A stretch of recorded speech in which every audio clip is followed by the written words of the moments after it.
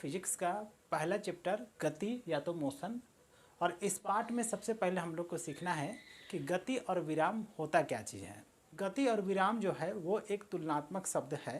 कहने का अर्थ ये हुआ कि एक ही समय में एक ही वस्तु जो है वो गति में भी हो सकता है और विराम में भी हो सकता है। जैसे कि मेरा ही एग्जाम्पल ले लीजिए कि मैं इस समय गति में भी हूँ और विराम में भी हूँ।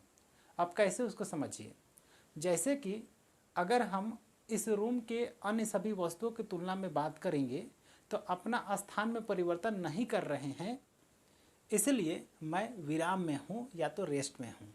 लेकिन अगर मुझे ही कोई अंतरिक्ष से देखेगा तो मैं पृथ्वी के साथ घूम रहा हूँ, तो इसलिए अंतरिक्ष से जो व्यक्ति हमको देख रहा है उसके तुलना में मैं गति में हूँ, लेकिन इस रूम के सभी वस्तुओं की तुलना में मैं विराम में हूँ।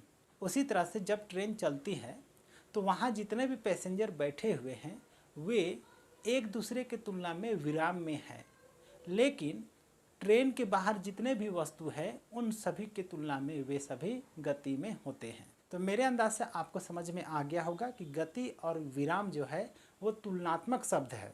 कहने का मतलब अगर कोई आपको पूछता है कि कोई वस्तु गति में है या विराम में है तो आपको सबसे पहले पूछना पड़ेगा कि किसके तुलना में बात किया जा रहा है।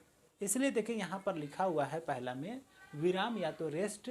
इसमें लिखा हुआ है कि यदि कोई वस्तु अपने चारों ओर के वस्तुओं की तुलना में समय के साथ स्थान में परिवर्तन नहीं कर रहा है तब उस वस्तु को हम विराम में कहते हैं। जैसे कि अगर कोई वस्तु कहीं पर रखा हुआ है तो वह अपने चारों तरफ की वस्तु की तुलना में वो विराम में है। उसी तरह जो घर है, घर जो है वो पृथ्वी के अन्य सभी वस्तुओं की तुलना में विराम में है। उसी तरह से पहाड़ हो गया, ये भी क्या है, विराम में है। खड़ा है कोई गाड़ी तो वो भी विराम में है, लेकिन किसके तुलना में, तो पृथ्वी के अन्य वस्तुओं के तुलना में वे सभी क्या है, विराम में है। अब देखिए गति के बारे में क्या लिखा हुआ है कि यदि कोई वस्तु अपने चारों वस्तुओं की तुलना में समय के साथ स्थान में परिवर्तन करता है तब हम उस वस्तु को गति में कहते हैं। जैसे कि चलता हुआ गाड़ी, गिरता हुआ पत्थर, बहता हुआ हवा या बहता हुआ पानी, दौड़ता हुआ घोड़ा इत्यादि, ये सभी गति का एग्जाम्पल हो सकता है। तो गति और विराम क्या है मेरे अंदाज से अब आपको क्लियर हो गया होगा। अब इसके बाद हम लोग देखने वाले हैं गति के प्रकार। तो अगर हम लोग अपने दैनिक जीवन में ही नज़र डालेंगे तो विभिन्न प्रकार के वस्तु अलग अलग तरह से गति करते हुए दिखाई देते हैं। जैसे कि अगर हम कोई पत्थर को छोड़ देंगे वो सीधे नीचे आता है, या तो आप लोग फिल्म सब में देखे होंगे कि गन से अगर कोई बुलेट निकलता है तो कैसा गति करता है, या तो सीधी सड़क पर कोई गाड़ी चल रहा है तो वो कैसा गति करता है। तो इन सभी गतियों को कहते हैं हम लोग सरल रेखीय गति या तो लीनियर मोशन। इसलिए सबसे पहला में हम लोग लिखेंगे सरल रेखीय गति या तो लीनियर मोशन, कि यदि कोई वस्तु किसी सीधे पथ पर गति करता है तो उसका गति को सरल रेखीय गति कहा जाता है। जैसे कि गिरता हुआ पत्थर हुआ, बंदूक का गोली हुआ, या तो सीधी सड़क पर चलता हुआ कार, या तो दौड़ता हुआ बच्चा, या तो साइकिल चलाता हुआ बच्चा, ये सभी सरल रेखीय गति का उदाहरण हो सकता है।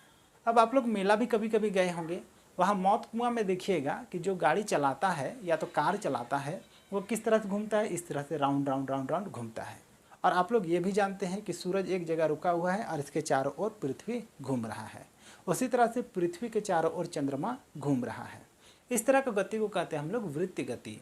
तो वृत्तीय गति किसको कहेंगे, तो अगर कोई वस्तु गति करते समय किसी वृत्तीय पथ पर गति करता है तो उसे वृत्तीय गति कहा जाता है। जैसे कि मौत कुआं पर चलती हुई गाड़ियों की गति, सूरज के चारों ओर पृथ्वी की गति, पृथ्वी के चारों ओर चंद्रमा की गति, और भी इसका बहुत सारे एग्जाम्पल हो सकता है। अब आगे देखिए, आप लोग देखे होंगे कि झूला किस तरह से गति करता है, इस तरह से हमेशा आगे पीछे होता है।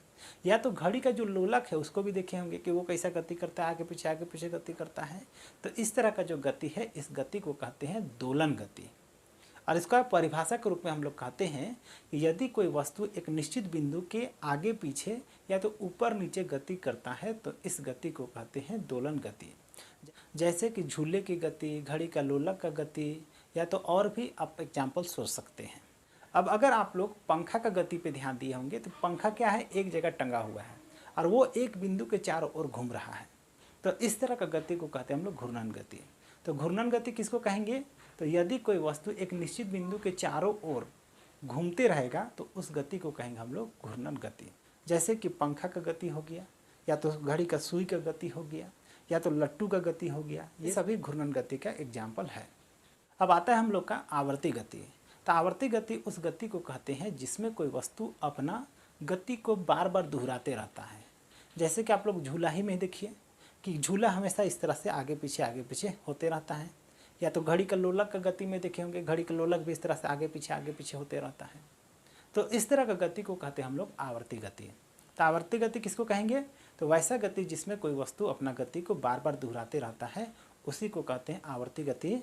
जैसे कि झूले का गति, घड़ी के लोलक का गति, घड़ी के सुई का गति, या तो सूर्य के चारों पृथ्वी की गति, या चंद्रमा का पृथ्वी के चारों ओर गति, ये सभी आवर्ती गति का एग्जाम्पल होगा। अब आप लोग समझ गए होंगे कि गति और विराम क्या होता है और विभिन्न तरह का गति क्या होता है। तो आज के लिए इतना जानकारी काफ़ी हो जाएगा। इसके चलते इस वीडियो पर इतना ही।